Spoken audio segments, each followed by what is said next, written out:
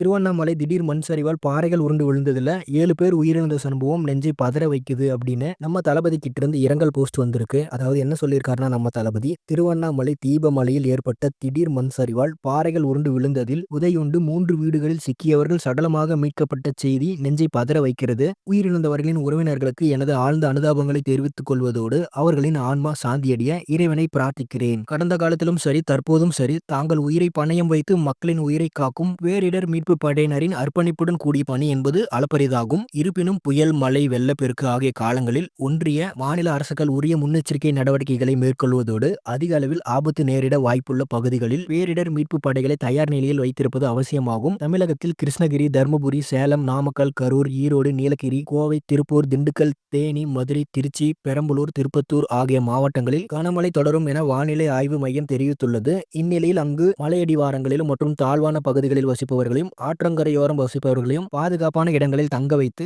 அவர்களுக்கு தேவையான உணவு உள்ளிட்ட அடிப்படை வசதிகளை தமிழக அரசு ஏற்படுத்தி தர வேண்டும் என கேட்டுக்கொள்கிறேன் அப்படிங்கிற மாதிரி நம்ம தளபதி கேட்டிருக்காரு. அங்க களத்துல இறங்கி நிறைய பேர் பணியாற்றிட்டு இருக்காங்க. முக்கியமா தமிழக வெற்றி கழக தொண்டர்களும். அவங்களுக்கு தளபதி ஃபேன்ஸ் சார்பா நன்றிகள் சொல்லிடுவோம். ஏகப்பட்ட தளபதி ஃபேன்ஸ் எதிர்பார்க்கறதும் பாதிக்கப்பட்ட இடங்களுக்கு நம்ம தளபதி போய் பார்க்கணும். ஏன்னா ஜஸ்ட் அறிக்கை மட்டும் விட்டுட்டே இருந்தா தமிழக மக்கள் நம்பிக்கை இழந்துருவாங்க. பாதிக்கப்பட்ட இடங்களுக்கு நம்ம தளபதி போயே ஆகணும். ப்ரோ தளபதி போனா கூட்டம் கூடிரும் ப்ரோ அப்படின்னு எல்லாம் சொல்லுவாங்க. பட் உண்மை என்னன்னா நம்ம தளபதி பிரச்சாரத்துக்காக போகும்போதும் கூட கூட்டம் கூடும். நம்ம தளபதி மக்களோட மக்களா நிக்கணும். அப்போதான் 2026 இல்லைனாலும் 31ல நம்ம தளபதி அவர் நினைக்கிற இடத்துக்கு போக முடியும். இல்லைன்னா சான்ஸ் இல்ல.